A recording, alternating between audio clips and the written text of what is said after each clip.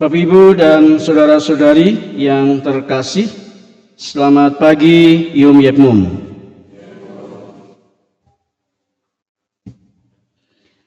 Liturgi hari ini berbicara soal pilihan. Bukan sekedar pilihan kecil, tetapi pilihan yang mendasar dalam hidup, yakni hidup atau mati, setia atau tidak setia, mengikuti kehendak Allah atau berjalan menurut kehendak sendiri. Dalam kitab Sirach kita mendengar seruan yang tegas. Jika engkau mau, engkau dapat menuruti perintah. Artinya sebuah undangan, sebuah tawaran jika, bukan sebuah kata harus atau wajib. Berlaku setia adalah menjadi pilihan. Allah tidak menciptakan manusia sebagai robot rohani. Ia memberikan kita kebebasan untuk memilih. Di hadapan kita ada api dan air, ada hidup dan mati. Kita dipanggil untuk memilih, dan pilihan itu nyata dalam tindakan konkret kita setiap hari. Bapak, Ibu, dan para saudara-saudariku yang terkasih, dunia modern sering memahami kebebasan sebagai melakukan apa yang saya mau atau berbuat apa yang saya kehendaki. Namun sabda Tuhan hari ini mengoreksi pemahaman kita pemahaman kita itu. Kebebasan sejati bukanlah bebas dari aturan, melainkan bebas untuk melakukan hal-hal yang baik, hal-hal yang berkenan di hadapan Allah. Allah tidak memerintahkan sesuatu yang mustahil. Perintahnya bukan beban, melainkan jalan menuju kehidupan. Dosa bukanlah pelanggaran teknis, melainkan pilihan untuk menjauh dari sumber kehidupan. Bapak, Ibu, dan para saudara-saudariku yang terkasih, sering kita berkata, semua orang juga melakukannya, atau yang penting saya tidak merugikan orang lain, atau itu hanya dosa kecil, dosa ringan. Tetapi sabda Tuhan hari ini mengingatkan kita bahwa setiap pilihan membentuk hati kita, membentuk budi kita, membentuk karakter kita. Setiap kompromi kecil membentuk arah hidup kita. Jadi bukan soal kecil atau besar, tapi soal pilihan kita itu akan menentukan arah atau membentuk karakter hidup kita.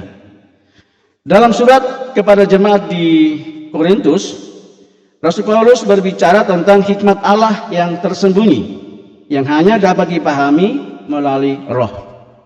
Dunia menilai kebahagiaan dari kekuasaan, dari uang, dari popularitas, dari kenyamanan, dari jabatan. Tetapi hikmat Allah berbeda. Salib Kristus yang bagi dunia tampak sebagai kelemahan, justru menjadi tanda kemenangan. Dengan salib kita semua diangkat menjadi anak-anak Allah. Dengan salib kita dipulihkan dari dosa dan kelemahan. Iman bukan soal tahu ajaran, tetapi mengalami terang Roh Kudus yang membuka hati kita untuk memahami kehendak Allah. Tanpa roh, hukum terasa berat. Dengan roh, hukum menjadi jalan cinta. Nah, ini kadang-kadang kita sering atau bahkan salah menafsirkan. Wah, gereja Katolik itu banyak aturannya, mau nikah harus begini-begini, mau baptis juga harus begini-begini, mau komuni juga harus begini-begini. Jadi kita lihat semua itu sebagai beban. Nah, ketika itu kita melihat sebagai beban, maka itu terasa berat, terasa begitu katakanlah mencekam. Komuni harus begini, orang yang komuni harus hidupnya baik. Kalau istri dua dan seterusnya tidak boleh komuni. Dan ini kita melihat ini sebagai sebuah beban, karena kita hidup, karena kita melihatnya sebagai sebuah keputusan manusiawi.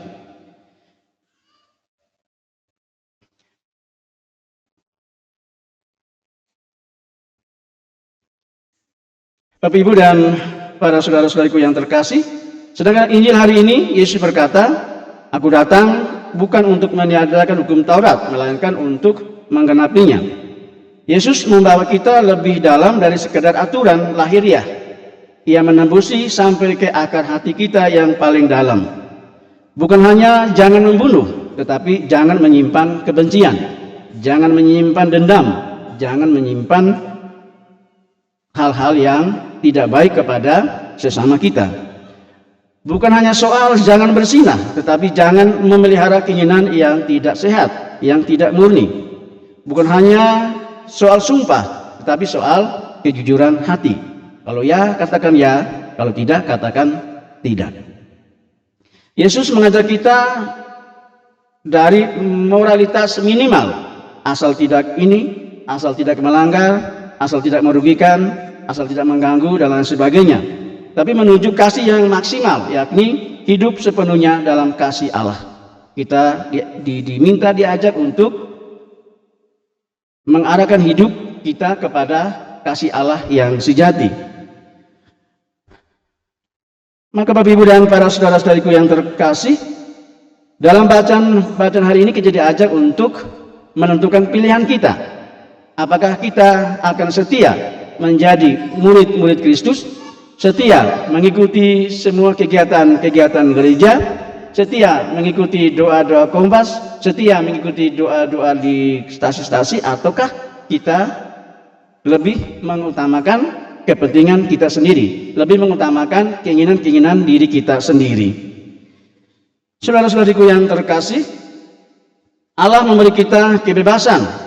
Roh Kudus menuntun kita dengan hikmat, dan Yesus mengajak kita menghidupi hukum kasih secara mendalam. Maka mari kita menjadikan hidup sehari-hari sebagai kesempatan untuk memilih yang benar, mencari hikmat Allah, dan menghidupi kasih dalam tindakan nyata kita setiap hari. Maka semoga kita diajak untuk memilih yang menyelamatkan, memilih yang membawa kita kepada kebebasan, bukan memilih pada hal-hal yang merugikan, hal-hal yang membawa kita kepada penderitaan, hal-hal yang membawa kita kepada kegelapan dan dosa-dosa yang membawa kita kepada penderitaan, pada kerugian, bukan hanya kerugian material, tapi juga kerugian nurani, kerugian spiritual yang menjauhkan kita dari sang sumber kehidupan, yakni Allah sendiri. Semoga Tuhan memberkati.